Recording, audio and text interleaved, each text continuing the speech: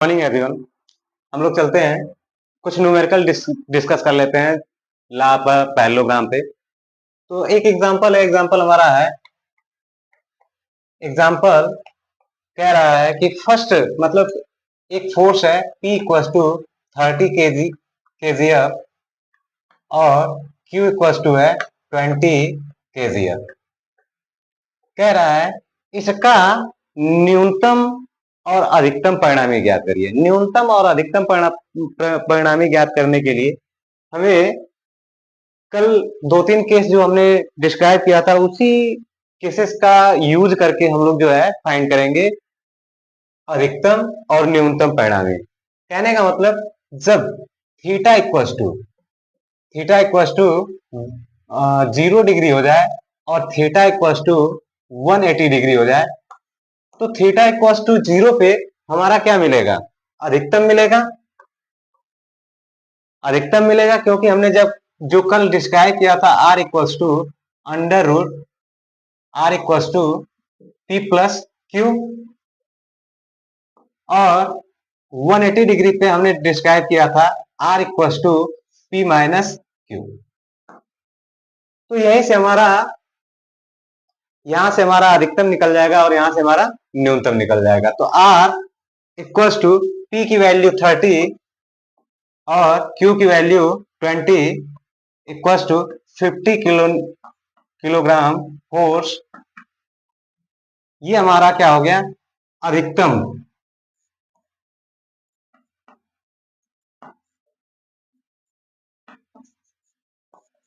अधिकतम परिणामी हो गया। और न्यूनतम परिणामी ज्ञात करने के लिए हम इस फार्मूले का उपयोग करेंगे। तो यहाँ पे हमारा 30 माइनस 20 इक्वल्स टू 10 kgf। ये हमारा क्या हो जाएगा? न्यूनतम हो जाएगा। तो हमारा यही क्वेश्चन था। एग्जाम्पल 1 यही कह रहा था कि P और Q दो फोर्सेस हैं जो 30 kgf और 20 kgf के हैं।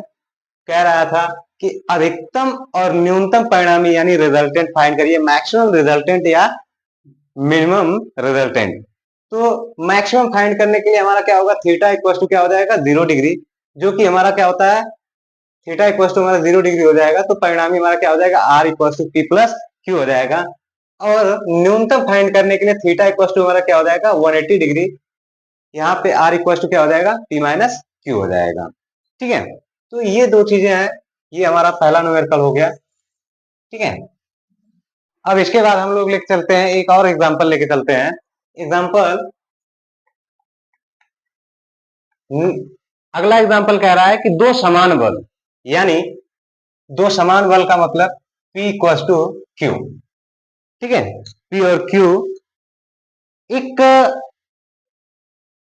कोण 60 डिग्री के कोण पे बनाते हैं, यानी अल्फा इक्वल्स टू क्या हो जाएगा? 60 डिग्री।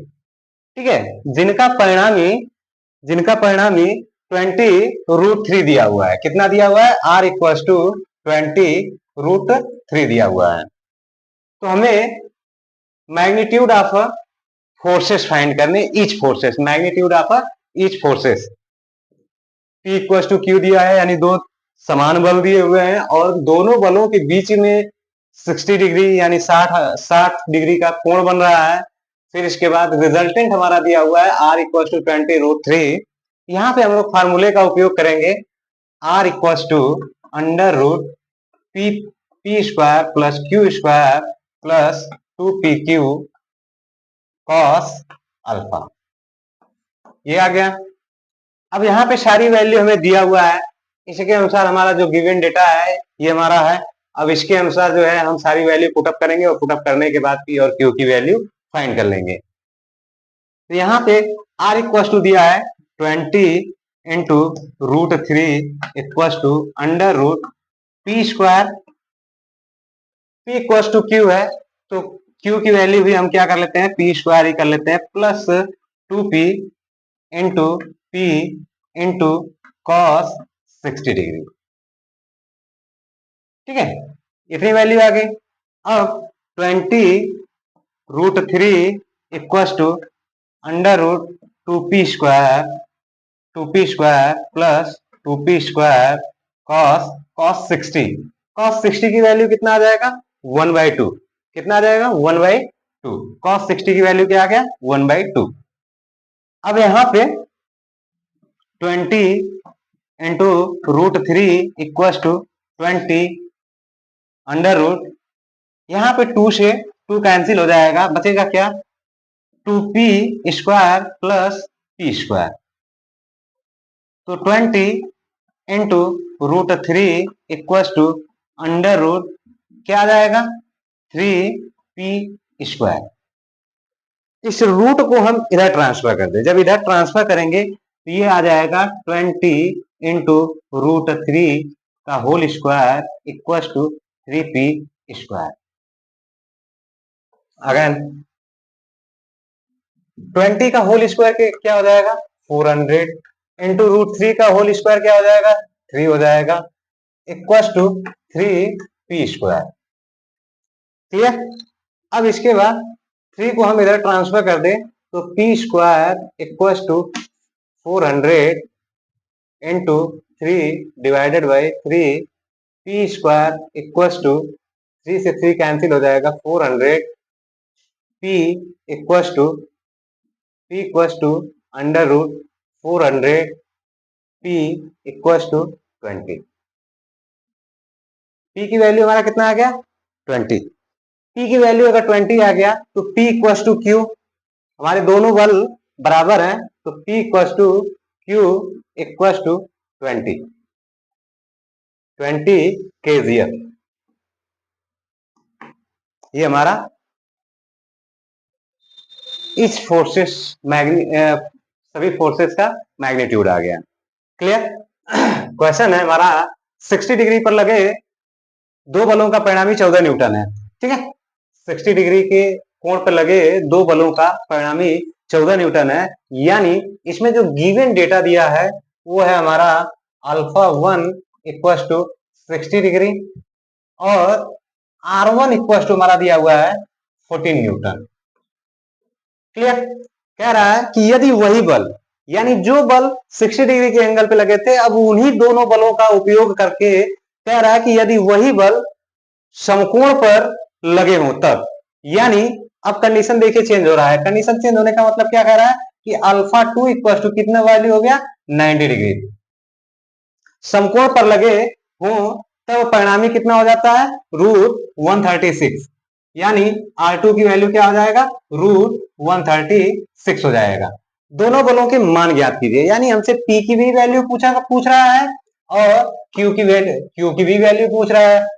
ठीक है, तो इन दोनों की वैल्यू फाइंड करने के लिए हमें क्या करना होगा, अब ये चलते हैं देखते हैं। तो यहाँ पे हम लोग लेके चलते हैं केस फर्स्ट केस में क्या है हमारा, फर्स्ट केस में कह रहा है कि 60 डिग्री के एंगल पे लगे हुए बलों का परिणामी कितना है 14 न्यूटन, यानी फॉर्मूला हम पुटअप करेंगे R² equal to p² plus q² plus 2pq cos alpha.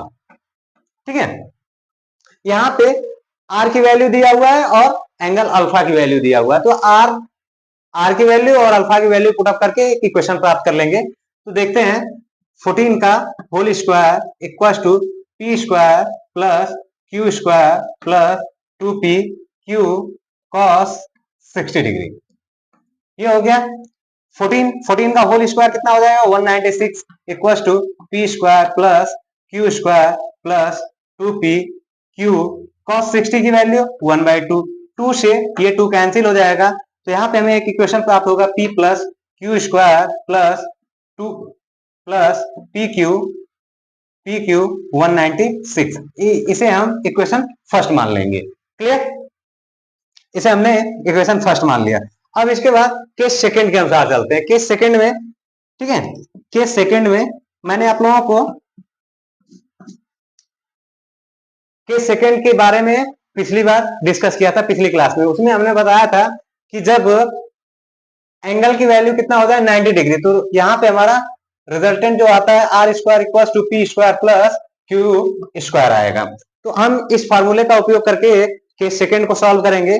तो फार्मूला हमारा है R² equal to p² plus q²। तो यहाँ पे R की वैल्यू कितना दिया हुआ है √136, p और q की वैल्यू तो हमें वैसे भी फाइंड करना है, तो यहाँ पे आर की वैल्यू पुटअप कर लेते हैं 136 equals to p square plus q square. तो p square plus q square equals to root 136 आ गया, 136 आ गया। ठीक है, ये इक्वेशन हमारा सेकंड हो गया। अब हम क्या करेंगे कि P square plus q square यानी इक्वेशन सेकंड की वैल्यू अगर इक्वेशन फर्स्ट में अगर हम पुटअप कर दें यहाँ पे तो हमें पी क्यू की वैल्यू मिल जाएगी। तो हम पी क्यू की वैल्यू फाइंड कर लेते हैं। तो यहाँ पे लिख लेते हैं कि put the value of equation second in equation first. Clear?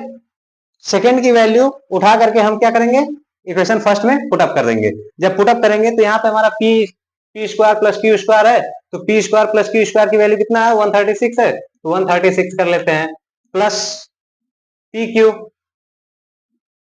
Q है, यहाँ पे पी क्यू हो गया इक्वल टू 196 हमारा है ही, तो ये हमारा हो गया। तो यहाँ पे पी क्यू इक्वल टू क्या हो जाएगा 196 माइनस 136, तो पी क्यू की वैल्यू कितना आ जाएगा 96 माइनस 36 इक्वल टू 60 आ जाएगा। ठीक है, तो ये हमारा आ गया पी क्यू की वैल्यू।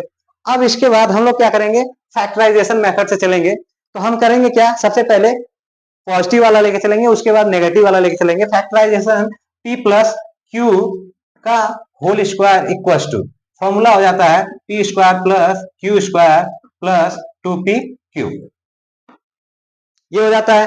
तो यहाँ पे हमें देखिए p square plus q square की वैल्यू यहाँ हमें मिल जाएगा और पी क्यू की वैल्यू हमें यहां से मिल जाएगा। तो इन दोनों वैल्यू को पुटअप कर लेंगे तो हमें पी प्लस क्यू की वैल्यू मिल जाएगी। तो यानी पी प्लस क्यू का whole square equal to 136 plus 2 into 60, तो p प्लस क्यू का होल स्क्वायर इक्वल टू कितना हो जाएगा 136 प्लस 120, इतना हो गया इक्वल टू 256 हो गया।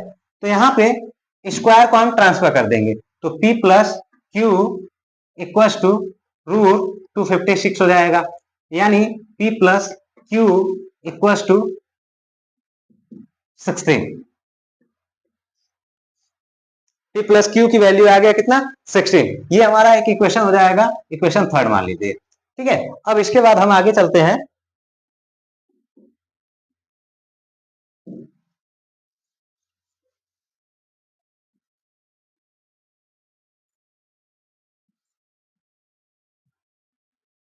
अब इसके बाद हम लोग आगे चलते हैं। अभी हमने पॉजिटिव लिया था, अब नेगेटिव लेके चलेंगे। नेगेटिव ले लेंगे p माइनस क्यू का whole square equal to p square plus q square minus 2p q, ये हो गया। तो p माइनस क्यू का whole square equal to p square plus q square की वैल्यू कितना था 136 माइनस 2 इंटू पी क्यू की वैल्यू 60 रख लिया। तो यहाँ पे 136 माइनस 120 इक्वल टू 36 यानी 16 बचा। p प्लस क्यू का होल स्क्वायर इक्वल टू 16, तो p minus q equal to क्या बचेगा 4 हो जाएगा। ये हमारा आ गया इक्वेशन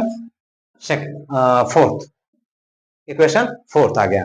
ठीक है, हमें दो इक्वेशन मिल गए, एक p प्लस क्यू और एक p माइनस क्यू। इस इक्वेशन और इस इक्वेशन का इस्तेमाल करके हम यहां से p और q की वैल्यू फाइंड कर लेंगे। क्लियर?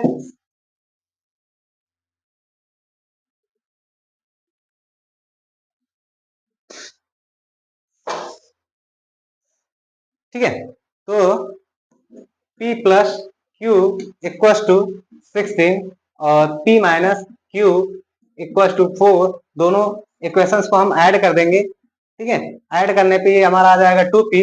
ठीक है, ये हमारा 2p आ जाएगा और ये पॉजिटिव है और ये नेगेटिव है, तो दोनों क्या हो जाएंगे कैंसिल हो जाएंगे। Equal to 16 plus 4 equal to आ जाएगा 20, तो p इक्वल टू हमारा क्या आ जाएगा 20/2 इक्वल टू 10, यानी p इक्वल टू हमारा क्या आ गया 10। इस p की वैल्यू उठा करके चाहे इक्वेशन फर्स्ट में थर्ड में पुटअप कर दें या फोर्थ में पुटअप कर दें, वहां से हमें इक्वेशन क्यू की वैल्यू मिल जाएगा। तो चलिए पुटअप करते हैं। P plus q equal to 16, तो 10 प्लस Q इक्वल टू 16, तो Q इक्वल टू 16 माइनस 10, तो Q इक्वल टू 6 न्यूटन। ये हमारा Q की वैल्यू आ गई और ये हमारा P की वैल्यू आ गया। तो ये